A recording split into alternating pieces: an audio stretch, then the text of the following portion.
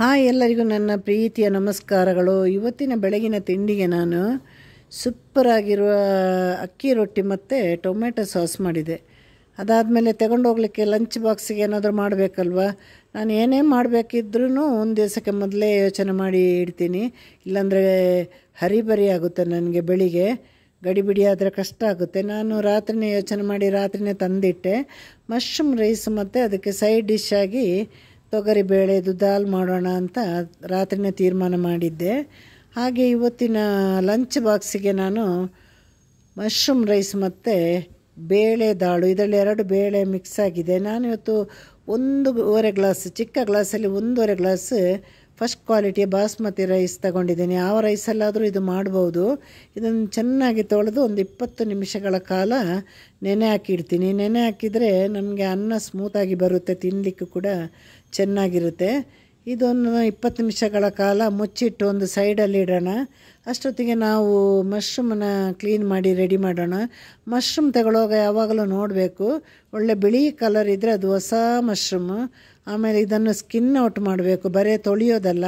ಈಗ ಮಶ್ರೂಮ್ ಎಲ್ಲಿ ನಡ್ತಾರೆ, ಎಲ್ಲಿ ಯಾವ್ಯಾವ ಮಾರ್ಕೆಟಿಗೆ ಹೋಗಿ ಬರುತ್ತೆ, ಮತ್ತು ಎಲ್ಲಿ ಪ್ಯಾಕ್ ಆಗುತ್ತೆ, ಮತ್ತೆ ಹೇಗೆ ಬರುತ್ತೆ, ಇದು ಯಾವುದು ನಮ್ಗೆ ಗೊತ್ತಿಲ್ಲ. ಅದರ ಬಗ್ಗೆ ಯೋಚನೆ ಮಾಡೋದಕ್ಕಿಂತ ನಾವು ನಮ್ಮ ಕೆಲಸ ನೀಟಾಗಿ ಮಾಡಬೇಕು. ಅದರ ಸ್ಕಿನ್ನೆಲ್ಲ ಔಟ್ ಮಾಡಿ ಆಮೇಲೆ ಚೆನ್ನಾಗಿ ತೊಳಿಬೇಕು ಮಶ್ರೂಮನ್ನು. ಅದರ ಸ್ಕಿನ್ನು ನೀಟಾಗಿ ನಾವು ಬರುತ್ತೆ. ಅದರ ಒಂದು ಕಾಂಡ ಥರ ಅದನ್ನು ಮೆಲ್ಲ ತೆಗೆದು ಅದರ ನೋಡಿ ಒಳಗಡೆಯಿಂದ ಹೀಗೆ ಸ್ಕಿನ್ ತೆಗಿಬೋದು. ಈಸಿ ಕೆಲಸ ಇದು. ಆಮೇಲೆ ಚೆನ್ನಾಗಿ ತೊಳೆದು ನಮಗೆ ಬೇಕಾದ ಆಕೃತಿಯಲ್ಲಿ ಕಟ್ ಮಾಡ್ಬೋದು.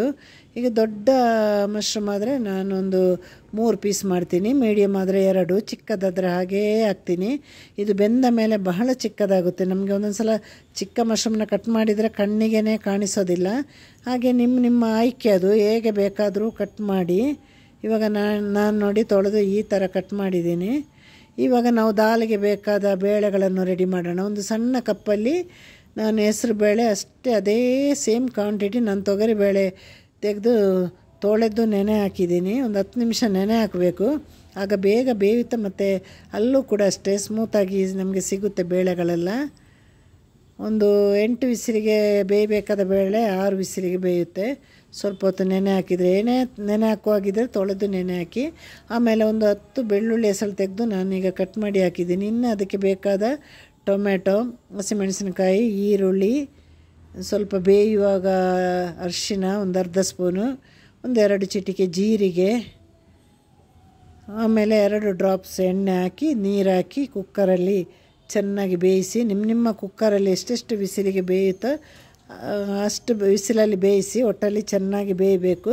ಅದು ಬೇಯ್ತಾ ಇರುವಾಗ ನಾವು ಮಶ್ರೂಮ್ ರೈಸಿಗೆ ಬೇಕಾದ ತರಕಾರಿ ಕಟ್ ಮಾಡೋಣ. ಏನೇನು ತರಕಾರಿ ಇದೆ ಎಲ್ಲನೂ ಹಾಕ್ಬೋದು. ಏನು ತರಕಾರಿ ಇಲ್ಲದೆ ಬರೀ ಮಶ್ರೂಮನ್ನು ಇಟ್ಕೊಂಡು ಕೂಡ ಮಾಡ್ಬೋದು. ಇವತ್ತು ನಮ್ಮ ಮನೆಯಲ್ಲಿ ಕ್ಯಾಬೇಜ್ ಮತ್ತು ಆಲೂಗಡ್ಡೆ ಇತ್ತು. ಕ್ಯಾಬೇಜ್, ಆಲೂಗಡ್ಡೆ, ಟೊಮೆಟೊ, ಹಸಿಮೆಣಸಿನಕಾಯಿ, ಈರುಳ್ಳಿ, ಆಮೇಲೆ ನಮ್ಮ ಮಶ್ರೂಮ್ ಇಷ್ಟನ್ನು ಇಟ್ಕೊಂಡು ಇವತ್ತು ನಾನು ಮಾಡ್ತಾಯಿದ್ದೀನಿ.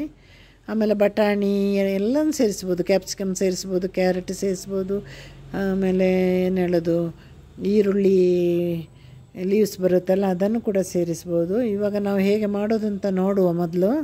ನಾನೀಗ ಬಾಣಲಿಗೆ ಜಾಸ್ತಿ ಎಣ್ಣೆ ಹಾಕಲಿಕ್ಕೆ ಹೋಗಿಲ್ಲ. 1.5 ಸ್ಪೂನಷ್ಟು ಕೊಬ್ಬರಿ ಎಣ್ಣೆ ಹಾಕಿದ್ದೀನಿ. ಇದಕ್ಕೆ ನಾವು ಒಂದು 10 ಬೆಳ್ಳುಳ್ಳಿ ಹೆಸರು ತಗೊಂಡಿದ್ದೀನಿ. ನಾನು ಚೆನ್ನಾಗಿ ಸ್ಕಿನ್ ಔಟ್ ಮಾಡಿ ಸಣ್ಣ ಪೀಸ್ ಮಾಡಿ ಬೆಳ್ಳುಳ್ಳಿ ಹಾಕಿದ್ದೀನಿ. ಈ ಬೆಳ್ಳುಳ್ಳಿ ಫ್ರೈ ಮಾಡ್ತಾ ಬರುವಾಗ ಹಸಿಮೆಣಸಿನಕಾಯಿ ಹಾಕಬೇಕು. ಖಾರದಲ್ಲಿ ಬೇಕಂದರೆ ಹೆಚ್ಚು ಕಮ್ಮಿ ಮಾಡಿ. ನಾನಿವತ್ತು 4 ಹಸಿಮೆಣಸಿನಕಾಯಿನ ತಗೊಂಡಿದ್ದೇನೆ. ಯಾಕಂದರೆ ಬೇರೆ ಇದರಲ್ಲೂ ನಮಗೆ ಇವಾಗ ಕಾಳು ಮೆಣಸಿನ ಪುಡಿಯಲ್ಲಿ ಹಾಕ್ಲಿಕ್ಕಿದೆ, ಅದರಲ್ಲೆಲ್ಲ ಖಾರ ಸಿಗುತ್ತಲ್ವ, ಅದೆಲ್ಲ ನೋಡಿ ಹಾಕಬೇಕು. ಹಸಿಮೆಣಸಿನಕಾಯಿ ಹಾಕಿದ ಮೇಲೆ ಈರುಳ್ಳಿ ಹಾಕಿ ಇದನ್ನೆಲ್ಲ ಮೀಡಿಯಮ್ ಫ್ಲೇಮಲ್ಲಿ ಇಟ್ಕೊಂಡು ಉರಿಯಿರಿ. ದೊಡ್ಡ ಫ್ಲೇಮಲ್ಲಿ ಇಟ್ಕೊಂಡು ಸೀದು ಹೋಗಬಾರ್ದದು. ಆಮೇಲೆ ಇದು ಮೀಡಿಯಮ್ ಫ್ಲೇಮಲ್ಲಿ ಉರಿತಾ ಬರುವಾಗ ಒಂದೊಂದೇ ತರಕಾರಿಯನ್ನು ಹಾಕ್ತಾ ಬನ್ನಿ. ಮೊದಲು ಕ್ಯಾಬೇಜ್, ನನ್ನಲ್ಲಿರೋ ತರಕಾರಿನೆಲ್ಲ ನಾನು ಹಾಕ್ತಾಯಿದ್ದೀನಿ. ಆಮೇಲೆ ಆಲೂಗಡ್ಡೆ, ನಂತರ ಟೊಮೆಟೊ. ಇದು ಕ್ಯಾಬೇಜ್ ಮತ್ತು ಆಲೂಗಡ್ಡೆ ಫ್ರೈ ಆದಮೇಲೆ ಮತ್ತು ಟೊಮೆಟೊ ಹಾಕಿ ಈಗ ಉಪ್ಪು ಸೇರಿಸ್ಬೇಕು. ಯಾಕಂದರೆ ಕ್ಯಾಬೇಜಿಗೆಲ್ಲ ಉಪ್ಪು ಎಳಿಬೇಕಲ್ವ, ಕ್ಯಾಬೇಜ್ ಆಲೂಗಡ್ಡೆಗೆಲ್ಲ ಸ್ವಲ್ಪ ಉಪ್ಪು ಹಾಕಿ. ಆಮೇಲೆ ಸೋಯಾ ಸಾಸ್ ಎಲ್ಲ ಹಾಕ್ಲಿಕ್ಕಿದೆ, ಅದರಲ್ಲಿ ಕೂಡ ಉಪ್ಪಿನ ಅಂಶ ಇದೆ. ಇವಾಗ ಉಪ್ಪು ಹಾಕಿದ ನಂತರ ಟೊಮೆಟೊ ಹಾಕಿ, ಟೊಮೆಟೊ ನೀರು ಬಿಡುತ್ತೆ. ಆಮೇಲೆ ಮಶ್ರೂಮ್ ಕೂಡ ನೀರು ಬಿಡುತ್ತೆ. ಹಾಗಾಗಿ ನೀವು ಇದಕ್ಕೆ ನೀರು ಸೇರಿಸಬೇಕಾದ ಅಗತ್ಯನೇ ಇಲ್ಲ. ಇಲ್ಲಾಂದ್ರೂ ಫ್ರೈಡ್ ರೈಸಿಗೆ ಯಾರು ನೀರು ಸೇರಿಸಲ್ಲ. ಇವಾಗ ಮಶ್ರೂಮ್ ಹಾಕಿದ್ದೀನಿ. ಮಶ್ರೂಮ್ ಮತ್ತು ಟೊಮೆಟೊ ಸೇಮ್ ಅಳತೆಯಲ್ಲಿ ನೀರು ಬಿಡುತ್ತೆ. ಇದನ್ನು ಒಂದು 2-3 ನಿಮಿಷಗಳ ಕಾಲ ಹೀಗೆ ಫ್ರೈ ಮಾಡಿ. ಆಲ್ರೆಡಿ ನಾವು ಉಪ್ಪು ಹಾಕಿದ್ದೆ ಅಲ್ವ, ಅದೇ ಉಪ್ಪು ಸಾಕು. ಮತ್ತೆ ಬೇಕಂದರೆ ಹಾಕೋಣ. ಇವಾಗ ಇದರಲ್ಲಿ ಬೇಯ್ತಾ ಇರಲಿ. ಈಗ ಬೇಯ್ತಾ ಇರುವಾಗ ನಾವೇನು ಮಾಡಬೇಕು, 1 ಸ್ಪೂನ್ ಅಥವಾ 3/4 ಸ್ಪೂನಷ್ಟು ಸೋಯಾ ಸಾಸ್ ಹಾಕ್ಕೊಳ್ಬೇಕು. Soya sauce compulsory. ನಾನಿವತ್ತು ಸ್ವಲ್ಪ ಚಿಲ್ಲಿ ಸಾಸ್ ಹಾಕ್ತಾಯಿದ್ದೀನಿ. ಇದು ಬೇಕಂದರೆ ಮಾತ್ರ ಹಾಕಿ, ಯಾಕಂದರೆ ಆಲ್ರೆಡಿ ನಾವು ಟೊಮೆಟೊ ಹಾಕಿದ್ದೀವಲ್ವ. ನಾವು ಟೊಮೆಟೊ ಹಾಕಿದ ಮೇಲೆ ಚಿಲ್ಲಿ ಸಾಸ್ ಬೇಕಂದರೆ ಮಾತ್ರ ಹಾಕಿ. ನಾನಿಲ್ಲಿ ಒಂದು ಅರ್ಧ ಸ್ಪೂನಷ್ಟು ಚಿಲ್ಲಿ ಸಾಸ್ ಹಾಕಿದ್ದೀನಿ. ಚಿಲ್ಲಿ ಸಾಸಲ್ಲಿ ಕೂಡ ಒಂದು ಸಣ್ಣ ಉಪ್ಪಿನ ಅಂಶ ಇದೆ, ಒಂದು ಹುಳಿ ಅಂಶ ಇದೆ, ಸಿಹಿ ಅಂಶ ಕೂಡ ಇದೆ. ಎಲ್ಲ ನೋಡಿ ನೋಡಿ ಬೇರೆ ಅದನ್ನೆಲ್ಲ ಆ್ಯಡ್ ಮಾಡ್ತಾ ಹೋಗಬೇಕು. ಇದು ಈಗ ಫ್ರೈ ಆಗ್ತಾ ಇರಲಿ. ಇದು ಹಾಗೆ ಈಗ ನೋಡಿ ಆಲ್ಮೋಸ್ಟ್ ಇದೊಂದು ತರಕಾರಿ ಎಲ್ಲ ಸ್ವಲ್ಪ ಕಟಕಟ ಅಂತ ಇರಬೇಕು. ತರಕಾರಿ ಒಂದು 50% ತರಕಾರಿ ಎಲ್ಲ ಬೆಂದಿದೆ. ಇವಾಗ ನೀವು ಇದಕ್ಕೆ ಅರಿಶಿನ ಮತ್ತು ಒಣಮೆಣಸಿನ ಪುಡಿ ಎಲ್ಲ ಸ್ವಲ್ಪ ಒಣಮೆಣಸಿನ ಪುಡಿ ಎಲ್ಲ ಒಂದು ಅರ್ಧ ಸ್ಪೂನ್ ಹಾಕಿದರೆ ಸಾಕು. ಜಾಸ್ತಿ ಖಾರ ಆದರೆ ಇದು ತಿನ್ನಲಿಕ್ಕೆ ಚೆನ್ನಾಗಿರೋದಿಲ್ಲ. ಯಾಕಂದರೆ ಎಷ್ಟು ಬೇಕೋ ಅಷ್ಟಕ್ಕೆ ಮಾತ್ರ ಖಾರವನ್ನು ಹಾಕಿ. ಈಗ ಮೊದಲು ಅರಿಶಿನ ಪುಡಿನ ಹಾಕಿ, ಸ್ವಲ್ಪ ಒಂದು ಅರ್ಧ ಸ್ಪೂನಷ್ಟು ಹಾಕಿ. ಅರಿಶಿನ ಪುಡಿ ಹಾಕಿದ ಮೇಲೆ ಫ್ರೈ ಮಾಡಿ, ಮತ್ತು ಖಾರದ ಪುಡಿ ಒಂದು ಚಿಕ್ಕ ಸ್ಪೂನಲ್ಲಿ ಅರ್ಧ ಸ್ಪೂನು.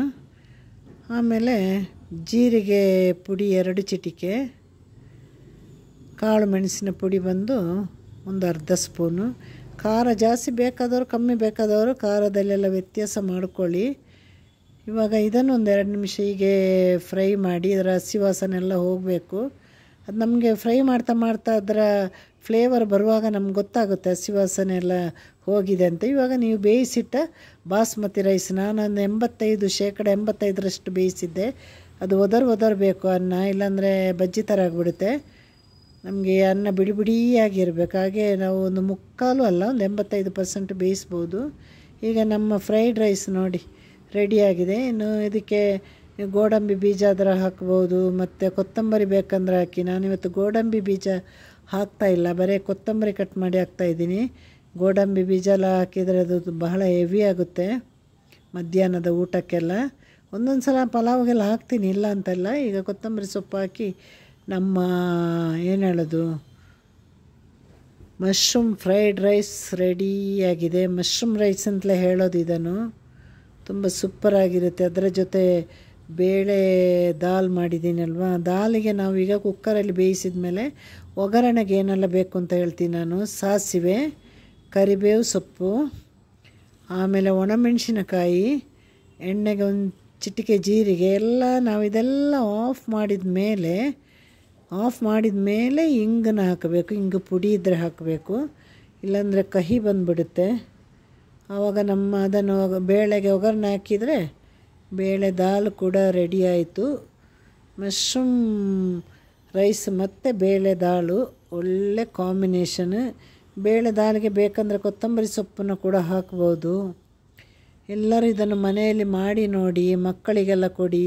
ಇದನ್ನು ಬೇರೆ ಬೇರೆ ತರಕಾರಿ ಆ್ಯಡ್ ಮಾಡಿ ಮಕ್ಕಳಿಗೆ ಕೊಡಿ. ಮಕ್ಕಳಿಗೆ ತರಕಾರಿ ಅಂದರೆ ದೂರ ಹೋಗಿಬಿಡ್ತಾರಲ್ವ, ಈ ರೀತಿಯಾಗಿ ಮಕ್ಕಳಿಗೆ ತರಕಾರಿ ತಿನ್ನಿಸಬೇಕು. ಯಾವುದೇ ಮಾಡಬೇಕಂದ್ರೆ ತರಕಾರಿ ತಂದು ಸ್ಕಿನ್ ಔಟ್ ಮಾಡಿ ಚೆನ್ನಾಗಿ ತೊಳೆದು ಮಾಡಿ. ಎಲ್ಲರೂ ತೊಳಿತಾರೆ, ಆದರೆ ಮಶ್ರೂಮನ್ನೆಲ್ಲ ಸ್ಕಿನ್ ಔಟ್ ಎಲ್ಲರೂ ಮಾಡ್ತಾರೆ ಗೊತ್ತಿಲ್ಲ. Tata bye, see you, take care.